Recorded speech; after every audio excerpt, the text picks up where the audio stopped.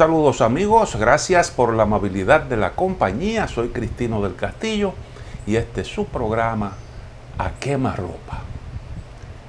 Estoy plenamente convencido de que a nivel de toda la isla de Santo Domingo se está viviendo una situación particularmente difícil, muy peligrosa. Difícil en la República Dominicana, en situación crítica, sumamente crítica en el vecino Haití. Y me lamento muchísimo que nunca la República Dominicana había sido tan vulnerable en las últimas décadas a la realidad que vive el vecino, con una capacidad de alarnos hacia esa turbulencia casi de forma inevitable. Desde el año 1937, República Dominicana a nivel de la isla trazó las pautas. La decisión del tirano Trujillo en aquel año fue una decisión política, un exabrupto, una reacción frente a una realidad que el tirano entendía que no se podía controlar de otra manera. Hasta ese momento, República Dominicana había hecho un gran esfuerzo por entenderse con el vecino. Y sin embargo, lo que se produjo fueron maniobras que incluso llevó a República Dominicana a hacer hasta concesiones en el orden territorial. Ese exabrupto marcó el predominio de la República Dominicana en la isla. Y eso se mantuvo así hasta los años 80, cuando República Dominicana cambió su modelo económico. Y pasamos de ser un país con un modelo económico sustentado en la agroindustria para la exportación en una economía de servicio. Ese país que se sustentaba en la producción en el campo pasó a depender de otras actividades. Y entonces el campo dominicano, en donde vivía hasta los años 80 más del 60% de la población, comenzó a vaciarse literalmente, porque el atractivo comenzó a ser la zona franca. Comenzaron a ser la zona franca. La gente salió de ahí porque sencillamente ya no se podía seguir viviendo del conuco.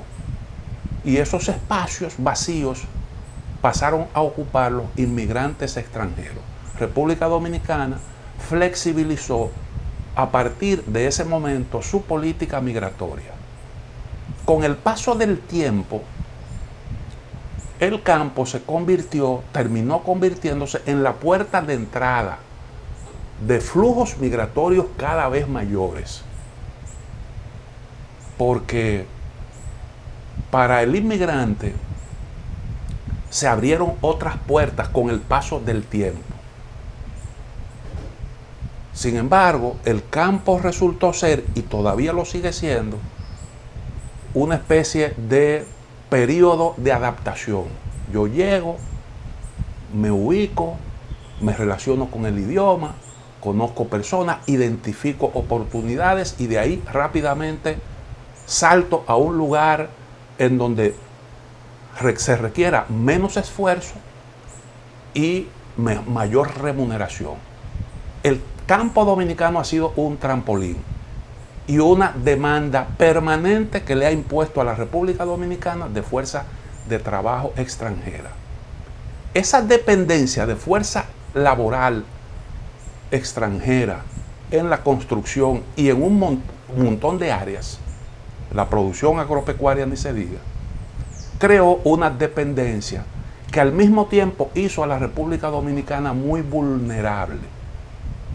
Y eso se convirtió en una especie de terreno, de puerta, de entrada a las presiones extranjeras que comenzaron a exigir, a aprovechar esa dependencia de la mano de obra para exigir cada vez mayores concesiones con respecto al vecino.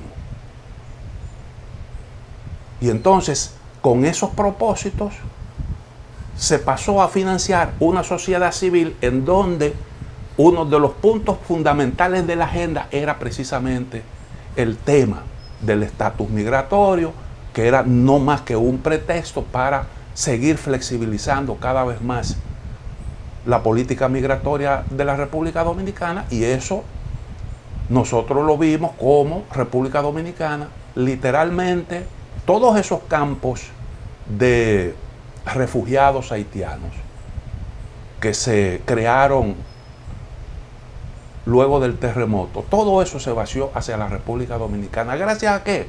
Gracias a esas presiones.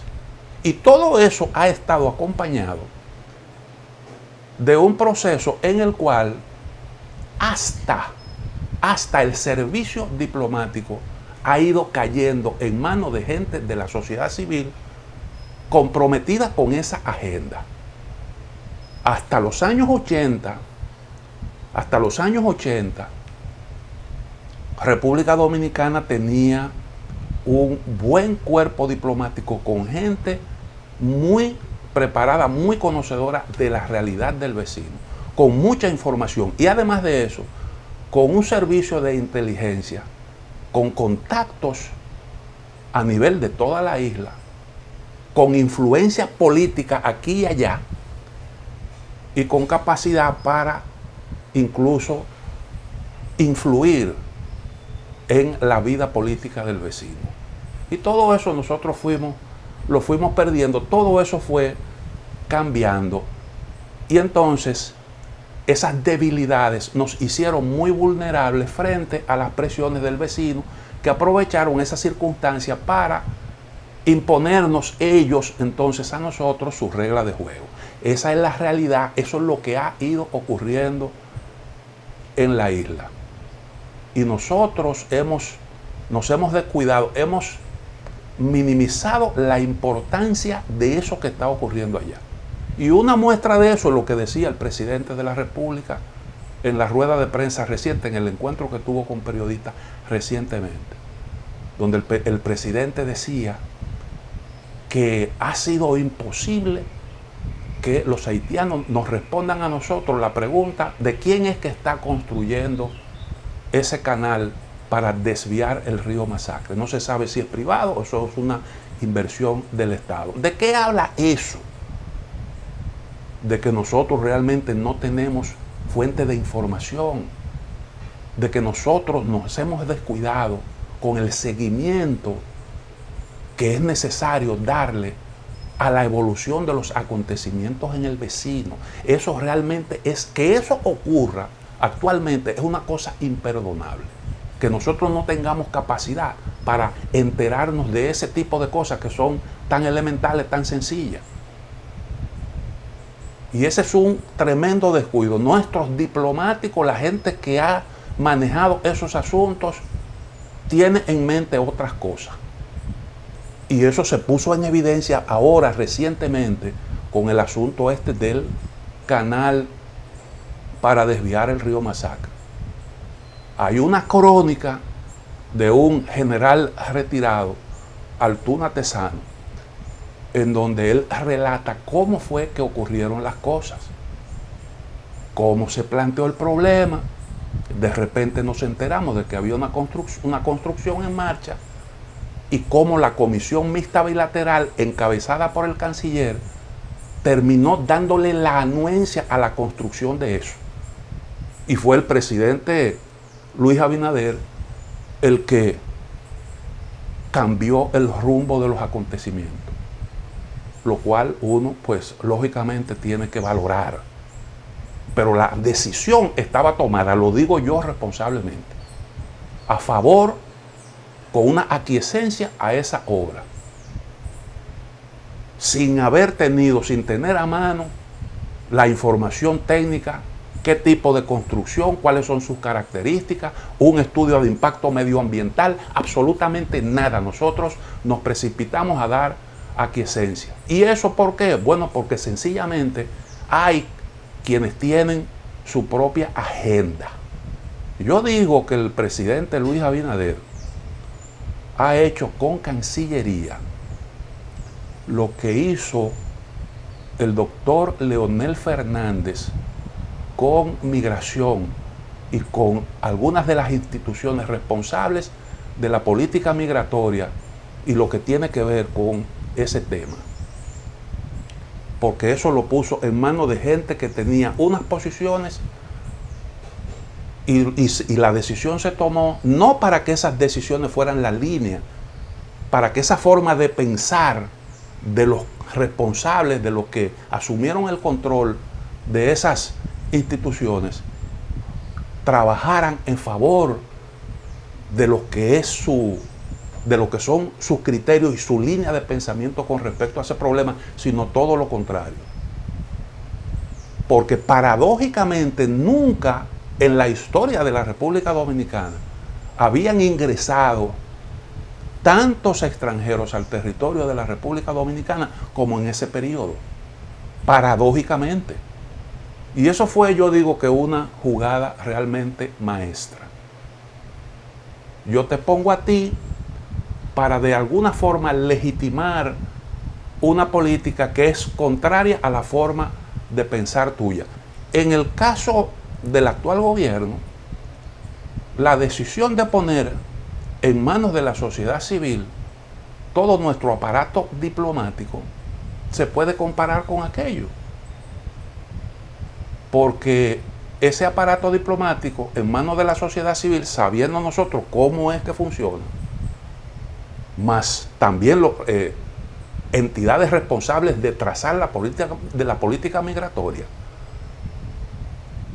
eso ha sido contrario de alguna forma al discurso que ha mantenido el gobierno. Si la forma de pensar de esa gente contrasta con lo que ha sido el discurso del presidente, del gobierno de Luis Abinader, que afortunadamente, digo yo, ha tenido una política, una visión bastante clara con respecto a este problema, pero trabajando con gente que tiene su agenda ahí, esperando cualquier momento para colarla, hasta el punto de que el presidente en un momento determinado tiene que llamar la atención y decir, no, espérate, aquí ese tipo de cosas no se acordó. Cuando todo el mundo vio incluso mensajes a través de redes sociales del responsable de la política del aparato diplomático dominicano, promoviendo la posición del vecino, hablando ponderando la posición del vecino con respecto a ese problema del canal de riego. Ahora yo digo, el vecino está transitando vertiginosamente hacia el abismo y República Dominicana tiene que prepararse para eso. ¿Por qué yo digo que camina vertiginosamente hacia el abismo? Porque todo el mundo sabe que hay un cuestionamiento de la mayoría de los sectores de la sociedad haitiana con respecto a la legitimidad del gobierno de Moïse, que evidentemente, y eso yo lo demostré aquí en un programa anterior, cumplió su mandato en febrero de este año. Agotó su mandato y está ahí en violación a la Constitución de la República.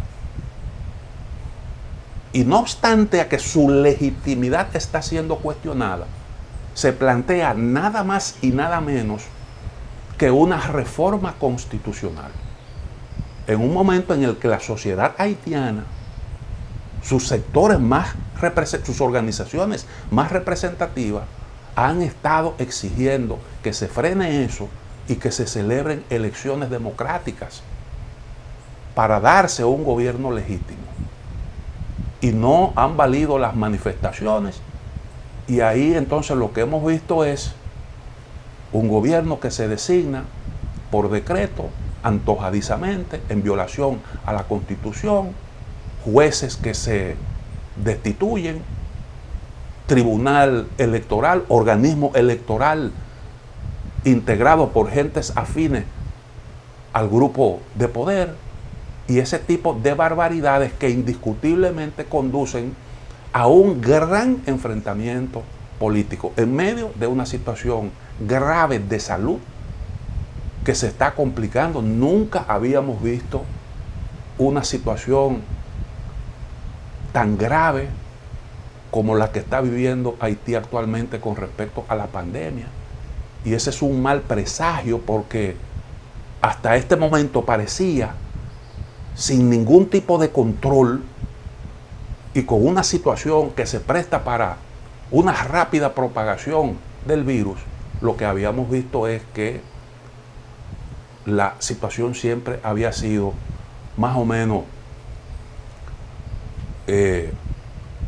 sin mayores dificultades, con unos niveles bajos de propagación de la enfermedad. Pero eso ha cambiado, y lo que se observa actualmente es la posibilidad incluso del colapso del frágil sistema de salud del país.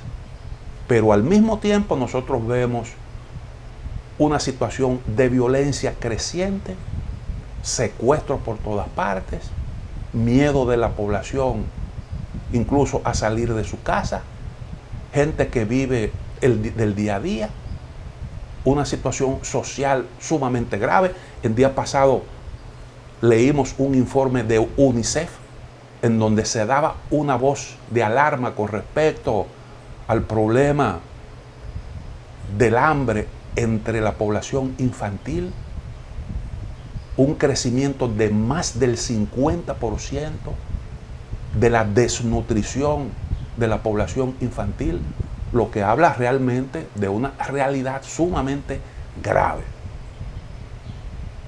Y ese cóctel se ha ido conformando ahí también, pues, con un ingrediente de crisis política altamente peligroso. Lo que ha hecho el actual presidente Moïse es lo que pocos presidentes se han atrevido a quebrantar en la nación vecina. Y es la regla misma del reparto del poder, del reparto de la influencia. Por aquí eso se conoce poco, pero en el vecino país, la forma de distribución del poder, la forma de participación en las decisiones, se parece mucho a la de algunos países africanos, en donde los clanes juegan un rol determinante. Hay gente influyente que son líderes de clanes que históricamente han tenido una participación en el mecanismo de toma de decisiones y en los beneficios. Y eso se rompió, y como consecuencia de eso se rompió también el equilibrio, y es lo que explica toda esta inconformidad que hay actualmente, porque el señor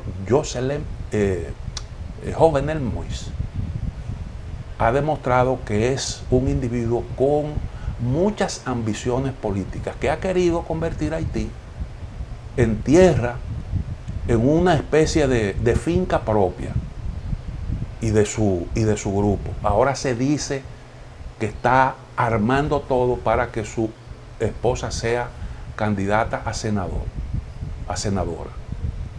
Y desde luego que su intención de modificar la Constitución está vinculada a esas ambiciones. Y entonces hay una situación ahí sumamente explosiva. Y de eso está advirtiendo nada más y nada menos que la conferencia del episcopado.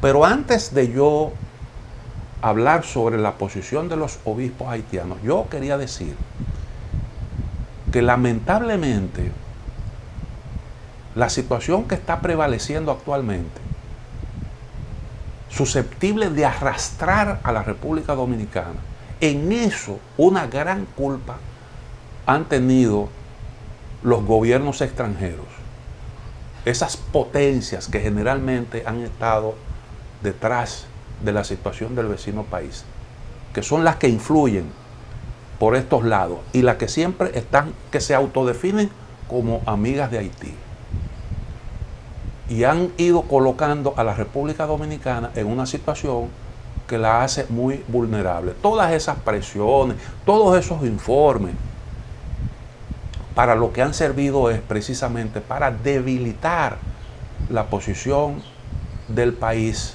en la isla, la correlación de fuerza. Y eso nos ha colocado a nosotros, yo reitero, en una situación de mucha vulnerabilidad. Y yo creo que la indiferencia que hay con respecto a la evolución de los acontecimientos allí tienen que ser una voz de alerta para la República Dominicana.